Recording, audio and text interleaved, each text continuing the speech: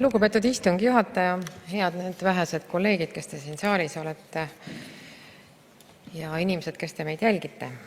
No siin saalis me oleme viimastel aastatel näinud palju sõnavõtte, kuulnud, võtnud siin ise avaldusi vastu agressorriigi Vene riigi suhtes. Oleme meedias näinud tühistamisi, muusikute tühistamisi, kes on käinud mingitel üritustel, kas siis Venemaal või kus osalevad Vene riigi kodanikud. Oleme näinud, kuidas sportlaseid tühistatakse, sest nad on võistelnud koos agressorriigi sportlastega ja nii edasi ja nii edasi. Ja nüüd oleme meil siin üks huvitava teema ees, et valitsus pooldab Eestis elavate Vene Föderatsiooni kodanike valimisõiguse äravõtmist, põhjendades seda asjaoluga, et tegemist on agressorriigi kodanikega. Aga samal ajal eraldab seesama valitsus igal aastal vahendeid venekeelse Delfi toetamiseks, mille peatoimetaja muuseas Andrei Šumakov on Vene Föderatsiooni kodanik. Samuti on avalik-õigusliku ETV+ peatoimetajal ja Katerina Taklajal Vene kodakondsus. Ja me tahaksimegi nüüd selle kohta natuke informatsiooni rohkem teada saada ja loen nüüd need küsimused ka ette, sest et muidu pärast peaminister vuristab need lihtsalt ette. Kõigepealt me soovime teada sellist asja, et millega te põhjendate olukorda, kus riik rahastab meediaväljaandeid, mida juhivad Venemaa kodanikud, kusjuures tegemist on riigiga, mis on Eestis ametlikult terroristlikuks riigiks tunnistatud. Siis soovime teada, et olete väljendanud seisukohta, et Eestis elavate Vene Föderatsiooni kodanike osalemine valimistel on Eestile julgeolekuoht. Kuidas te selgitate, miks ei ole samal ajal Eestile julgeolekuoht see, kui kahe suure meediamaja ehk Delfi ja ETV+ venekeelse väljaannete peatoimetajad ja sisu üle otsustajad on samuti Vene Föderatsiooni kodanikud? Ning kolmandaks, kui Vene kodanike osalemine kohalikel valimistel on julgeolekuoht, siis kas suure auditooriumiga venekeelsed väljaanded Eestis, mida juhivad Vene kodanikud, on julgeolekule suurem või väiksem oht? Et ootan siis peaministrilt ka vastuseid, mitte lihtsalt oma loosungite loopimist siin ja mingid jutupunktide rääkimist. Aitäh! Aitäh, härra eesistuja! Lugupeetud kolleegid, lugupeetud arupärimistele vastaja! No need vastused on ju sellised, et aga miks on vaja kogu aeg korrutada, et Eestis ajakirjandus on vaba, kui see on iseenesestmõistetav? Ja kuidas ta on vaba, kui see on riigi poolt ülalpeetav? 60 miljonit kuskil ümmarguselt aastas me ERR-ile riigieelarvest eraldame. Kus see vabadus on? See on ju väga selge. Riik rahastab ja riik ootab, et sealt midagi vastu tuleb. Mida siis riik ootab, et sealt vastu tuleb? Ma ütlen teile, mida ta ootab. Täiesti iseenesestmõistetavalt ootab, et sealt tuleb propagandat vastu. Me ju kõik teame, et meil on olemas selline suurepärane asi nagu Stratcom, strateegiline kommunikatsioon.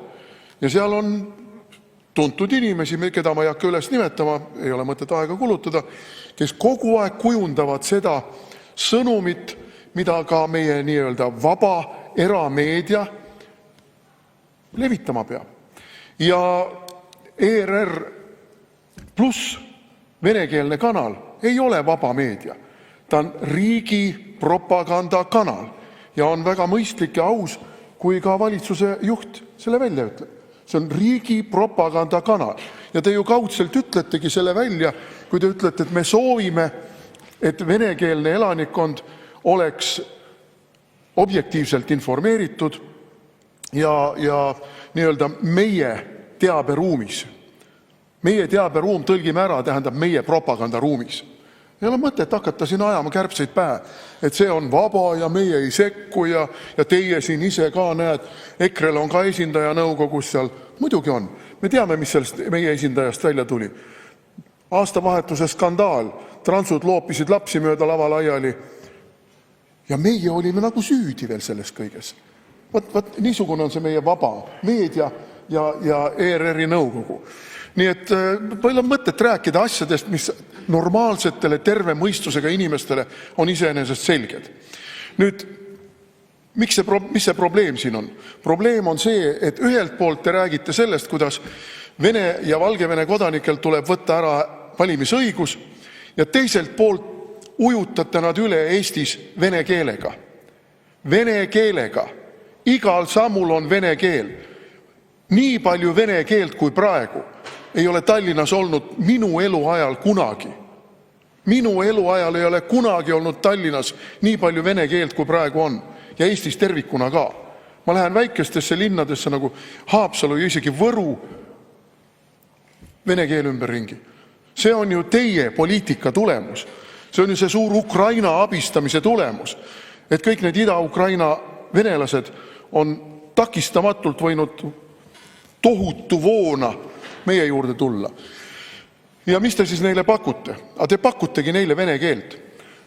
Tuleb mulle paar päeva tagasi meili peale teade, et üks minu dokumentidest hakkab aeguma. Suurepärane. Sellega ma olen nõus, et meil on tore digiriik, kus mulle tuletatakse seda meelde. Aga ma võtan selle lahti, seal on eesti keeles, siis on vene keeles, pange tähele, siis teisena on vene keeles ja siis on inglise keeles. Aga miks ei võiks olla vastupidi, et vähemalt teisel kohal on inglise keel, kui me nii polüglotiliku või kui me nüüd nii internatsionaalsed oleme, et me pakume siin, ma ei tea, kolmekeelset teenindust kõikidele. Terve maailm võib siia kokku tulla, ta saab endale arusaadavas keeles teenindust, mis ei ole tegelikult Eesti riigi ülesanne. See ei ole Eesti riigi ülesanne, et me peame pakkuma kõikidele neile arusaadavas keeles. Kui neil on probleem, ja ma käisin 20 aastat tagasi hästi palju Saksamaal, tegin äri natukene, mul oli seal vaja ametiasutustega asju ajada, ma ei saanud seda, ma pidin tellima endale tõlgi. Ja vaat kõik need tegelased peaks endale tõlgid tellima. Aga mitte niimoodi, et me laamendame siin tohutult neile pakkuda neile sobivas keeles teenindust. See ei ole Eesti riigi ülesanne. Ja tulles nüüd selle juurde veel, et meil on need riigi poolt rahastatud, palun lisaaega. 3 minutit lisaks. Riigi poolt rahastatavad kanalid, aga ka riigi poolt toetatavad erakanalid, sest ei ole mõtet rääkida, et Reformierakond ei ole toetanud erakanalid. On küll. Delfi sai ja Postimees sai ja ma ei tea, kuhu te veel olete pannud ja mismoodi te siin kuskil sussa-vussa veel mingisuguste tellimuste ja uuringute ja mingite muude asjade kaudu neid rahastate, sest Stratcomil on ju vaja, et sealt tuleb ka seda õiget propagandat. No kui ma vaatan näiteks neid meie peavoolikuid, niisugune suurepärane autor nagu Oleg Samarodni, oi missugune Eesti patrioot, oi missugune Eesti patrioot. Ja mina olen temal kogu aeg hammaste vahel, ükskõik mida ta kirjutab. Mart Helme on alati hammaste vahel. Mart Helme on, ma ei tea, missugune seesugune, kolmatsugune, ei saa Eesti asjadest aru, ei toeta läänemeelset mõtlemist ja no ühesõnaga ma olen kohutav tegelane. Ainult, et see Oleg Samarodni ei ole olnud diplomaat, ei ole seisnud hea selle eest, et Vene väed Eestist lahkuksid, ei ole seisnud hea selle eest, et piirilepingu küsimus päevakorrast maha võetakse, nii et me NATO-sse pääseme, ei ole kirjutanud mitmeid raamatuid sellest, missugune on Vene imperialismi olemus. Aga ta teab, et ma olen siga Putini agent. Vaat selline vaba ajakirjandus on meil ja seda te toetate. Seda toetab Eesti Vabariigi valitsus oma rahadega. Ja kes siis seda teevad? Võtsin huvi pärast lahti praegu, vaatasin, kes on Postimehe venekeelse toimetuse töötajad. No pooled on ju Venemaalt siia saabunud. Pooled on Venemaalt Eestist tulnud. Pooled on Vene kodanikud tänase päevani. Võtate neilt ära siis nüüd valimisõiguse või? Ise ka aru saate, missugust tola mängib Eesti Vabariigi valitsus keele küsimuses, kodanikkonna küsimuses, valimisküsimuses, rahvusriikluse küsimuses. Et noh, see ei ole ju tõsiselt võetav kõik. Ja ma kordan seda sama, mida Rain Epler eelmise arupärimise juures. Teate, minge ära, astuge tagasi, nii nagu tegelikult peaks, astuge tagasi, küsige presidendilt volitus uue valitsuse kokkusaamiseks, tulge meilt ka heakskiitu saama selle uue valitsuse kokkupanemiseks ja kui saate kokku, siis räägime edasi. Aga te toote jällegi meile siia mingisuguse poolfabrikaadi, mingid tüübid viskate välja.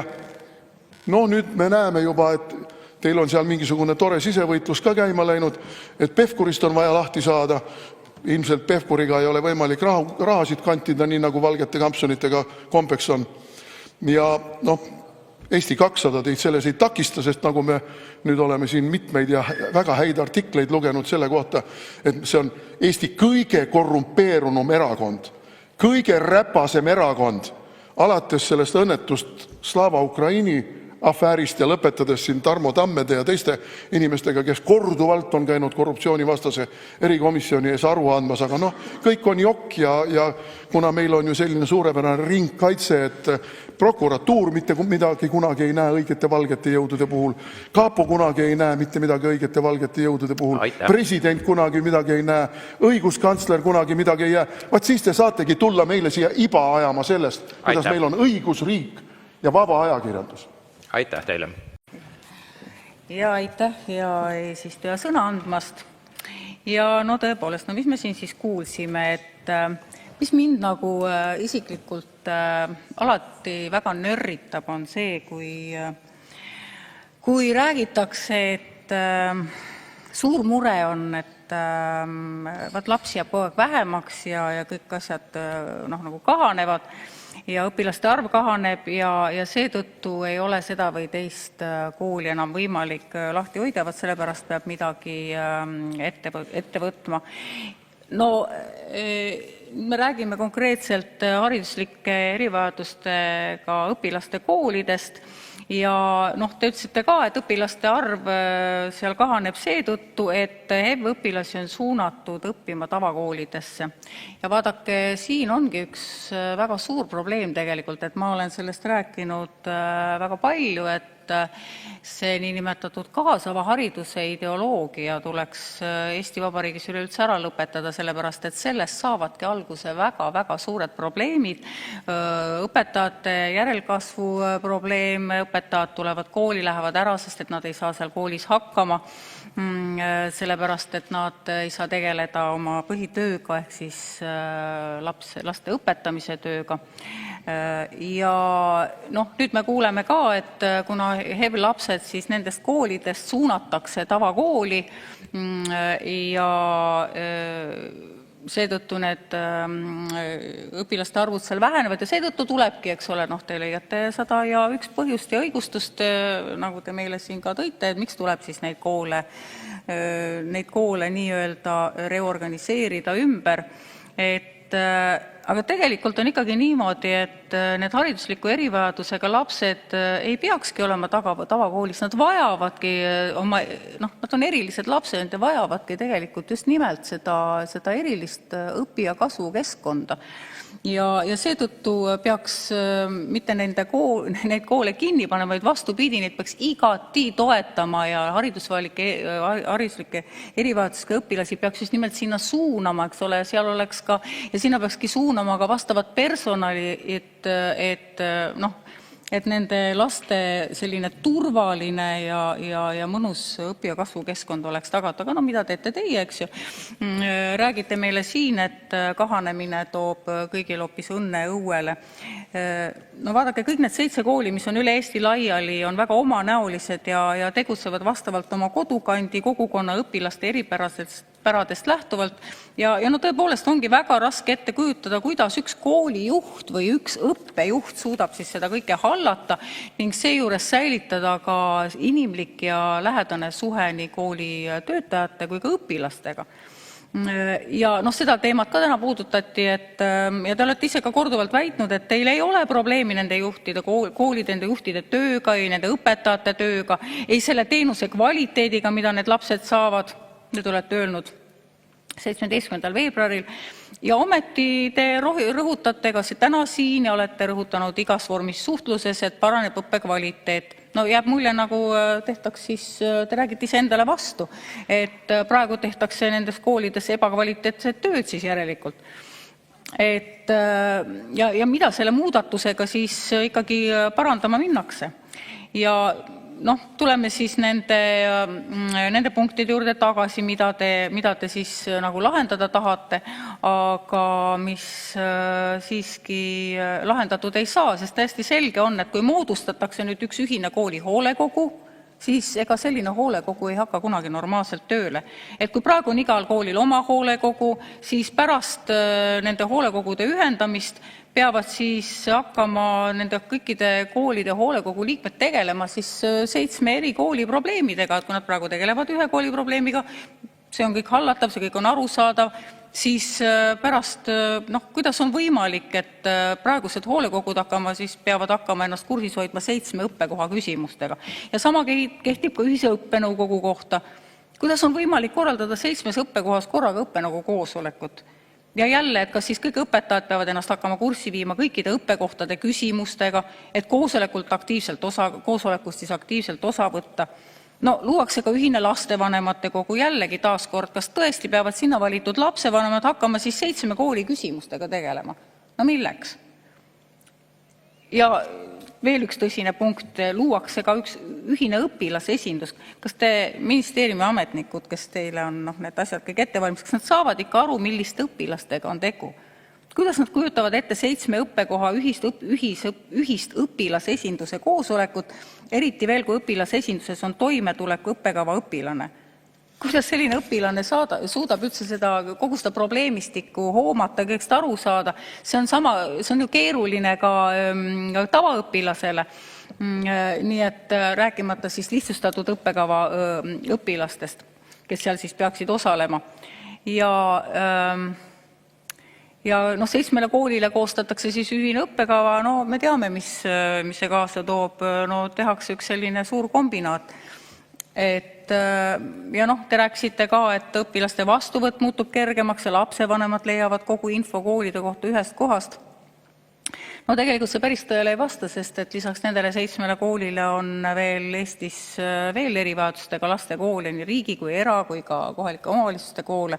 Ja lapsevanem peab ikkagi kogu seda infot mujalt otsima ja selle kokku panema ja peale selle lapsevanem ei hakka oma last sõidutama ühest Eesti otsast teise. Tema jaoks on ikkagi oluline, et kool oleks kodu lähedal. Kuidas siis jagada ühendkoolis seda töökoormust ja leida kvalifitseeritud tööjõudu? See on ka problemaatiline, et töökoormust võib ju jagada küll lähedal seisvate või lähedal asuvate koolide vahel, aga kui on ikkagi koolide vahel suured vahemaad, nagu nende 7 kooli vahel on, siis on täiesti arusaamatu, kuidas sellel ühendkoolil on suurem võimalus siis järsku kvalifitseeritud tööjõudu leida kui praegustel koolidel. Probleem on ju selles, et seda kvalifitseeritud tööjõudu lihtsalt ei ole ka. Ja siis rääkisime ka sellest 300 000 eurost. On siiski märkimisväärne, et sääst suunatakse ka lastega vahetult tegelevate spetsialistide palkadesse. Väidetavalt võiksid ju siis need spetsialistide õpetajad ja tugispetsialistid tervitada seda palgatõusu, aga kas see tegelikult tõele vastab? Tegelikult see sääst tuleb ju ennekõike 7 koolidirektori koondamisest, aga samas te ütlesite ise ka, et luuakse 4 keskset ametikohta: direktor, õppejuht, metoodik, siis võrgustikujuht, siis on selle e-infosüsteemide spetsialist ja nendel ka on omad töötasud, nii et tegelikult on alust arvata, et palgakulud hoopis suurenevad. Ja ega tegelikult see pilt ei ole üldse ilus ja mis on ka kogu selle protsessi juures tegelikult väga häiriv, et seda direktorite preemiat, mis te olete siis määranud nendele direktoritele, kes tööst ilma jäävad, et oluline fakt selle juures on see, et seda pakuti direktoritele siis, kui nad ükshaaval Tartusse vestlusele kutsuti. Ehk et ilmselgelt üritatigi siis neid direktoreid ühekaupa ära rääkida, et ei tekiks mingit sellist kollektiivset vastupanu. Ja kaasamisprotsess on ka tegelikult olematu. Ja veel kord ma ütlen ühe lause veel lõpuks ära, millega ma alustasin oma arupärimise sissejuhatamist, et te tahate tõhustada juhtimist ja vähendada bürokraatiat, aga tegelikult peaks olema kogu selle asja eesmärk ikkagi lapsed, nende heaolu, mitte juhtimise tõhustamine ja tehes seda veel eriliselt bürokraatlikul moel. Aitäh! Ja aitäh siis hea eesistuja, hea minister, aitäh siia kohale tulemast. Teil on keerulised ajad praegu, nii et see on eriti hindamisväärne, et te leidsite aega siia tulla ja aitäh kõigile nendele kolleegidele, kes on siin saalis. Loodetavasti on häid kolleege ka ekraanide taga ja ma tean, et seda arupärimist vaatavad ka nende koolide õpetajad, kes on siis omakorda mures selle protsessi pärast, mis on käima pandud. Ja me arupärimise esitasimegi siis juba 27. jaanuaril siis selle kohta, et Haridus- ja Teadusministeerium plaanib 25. aasta suvel liita 7 haridusliku erivajadustega õpilaste kooli. Ja nüüdseks on toimunud ka Haridus- ja Teadusministeeriumi kohtumisi nende koolide kollektiivide ja juhtidega, aga nii palju kui mina tean, ega seal väga palju vastuseid ei ole saadud või vähemalt ei ole need vastused, mis on antud, jõudnud inimestele selles mõttes kohale, et need on täis sellist bürokraatlikku ilukõnet ja tegelikult nagu probleemi olemust sealt välja ei tule ja inimesed ikkagi aru ei saa, et kuidas neil see elu siis paremaks läheb. Et tõesti üks asi on see, et Haridus- ja Teadusministeeriumi eesmärk on siis bürokraatiat vähendada, aga teisest küljest ma ikkagi küsin, ja ka need inimesed koha peal küsivad, et mis siis on olulisem, kas lapsed, õpetajad, harjunud sellised kollektiivsed suhted ja kõik, või siis lihtsalt ülevalt poolt peale surutud protsess, mida siis kommunikeeritakse kui bürokraatia vähendamist ja nii-öelda riigi raha kokkuhoidu. Ja meil on siin siis ka küsimused arupärimises. Ma tean, et põhimõtteliselt samasisulised või samas sõnastuses isegi mõned küsimused neist on Haridus- ja Teadusministeeriumile ka esitatud ja vastused on siis tulnud, aga ma olen ka neid vastuseid näinud, need on üsna sellised üldsõnalised ja deklaratiivsed ja ma arvan, et kui nüüd haridus- ja teadusminister tuleb nendele küsimustele vastama, siis ta loeb need oma ametnike poolt ettevalmistatud vastused maha ja need kattuvad enam-vähem üks ühele nende vastustega, mis on mul seal laua peal praegu.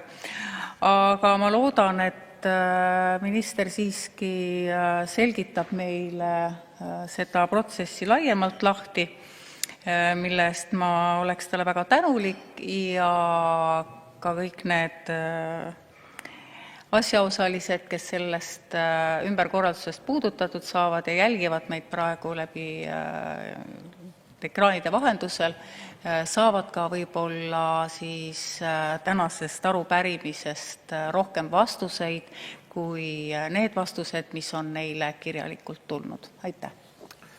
Tegin vihje, ma 8 arvan, et minutit. läheb vähem, aga siis ei pea katkestama. 8 minutit. Jaa. Ma hakkan veidi kaugemalt.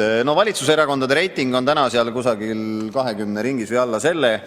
Oli veidi üle 20, viskasite sotsid välja. Palju ei muutunud, natuke läks alla. Mul tegelikult sotsidest kahju ei ole. Nad ei tohiks üheski riigis, ma arvan, valitsuses olla. Sellest on ainult jama. Aga ma olen matemaatikat siin ennegi propageerinud ja matemaatiliselt on praegu selles mõttes huvitav seis, härra peaminister, et kui te ka Eesti 200 välja viskaksite, siis reitingi rohkem ei muutuks sellel koalitsiooni alles jäänud riismetel. Aga see on jällegi omamoodi paradoksaalne selles mõttes, et parlamendi kohtade arv jälle muutuks päris oluliselt, ei saaks enam valitsust kokku, et selles mõttes Eesti 200 on pigem nagu füüsikanähtus, nagu must auk näha ei ole, keegi ei ole kindel, kas ta olemas on, aga raha neelab hirmsat moodi. Nii et peaministrile on mul tegelikult soovitus, astu tagasi. Valime Riigikogu uuesti, saame sellest pettusega pukki saanud ja Reformierakonna juhtimisel 2 aastat Eestit kahjustanud koalitsioonist lõplikult lahti. Ja siis peale neid võimalikke erakorralisi valimisi saame, ma olen üsna kindel, ka automaksust lahti. Nüüd sellest automaksust ka veidikene. Selle teravik ongi ju suunatud 2 sihtgrupile ühiskonnas, kelle suhtes on üsna küüniliselt kalkuleeritud, et neil ei ole kuskile joosta selle maksu eest. Ja need sihtgrupid ongi lastega pered ja eriti pered, kus on palju lapsi, kellel on oma elu korraldamiseks autot vältimatult vaja, tihti on neil vaja 2 autot. Aga nende puhul on ka see aspekt, et lapsed on inimese jaoks ikka kõige kallimad, kõige kallim vara ja ju nad pingutavad, jätavad midagi ära, et see automaks ära maksta. No ja teine sihtgrupp on need inimesed, kes veel väljaspool suuri linnu elavad. Ka nemad ju hoiavad seda Eestimaad, millest me siin kõik koalitsiooni poolt ilusaid loosungeid kogu aeg kuuleme. Ja vaatamata kõigele ja eriti kui neil on lapsed, on neil see automaksu mõju veelgi suurem ja vaatamata kõigele ka need inimesed ilmselt ei jäta oma kodu nii lihtsasti maha, aga ilma autota ka tänapäeva Eestis maapiirkonnas hakkama ei saa ja seetõttu ka nemad pingutavad ja kurnavad ennast rohkem, et see maks ära maksta, nii et ma ütleks, et siin on olnud sotsidel ja Reformierakonnal küll väga küüniline kalkulatsioon, et sealt me selle raha välja pigistame. Nii et härra peaminister, ma ütleks, et tõmmake oma ebaõnnestunud karjäärile joon alla, aga tehke vähemalt seda õnnestunult ja ilusa žestiga. Tühistage automaks, siis astuge tagasi ja siis sõitke kuhu tahate. Bolti takso või kastirattaga. Aitäh!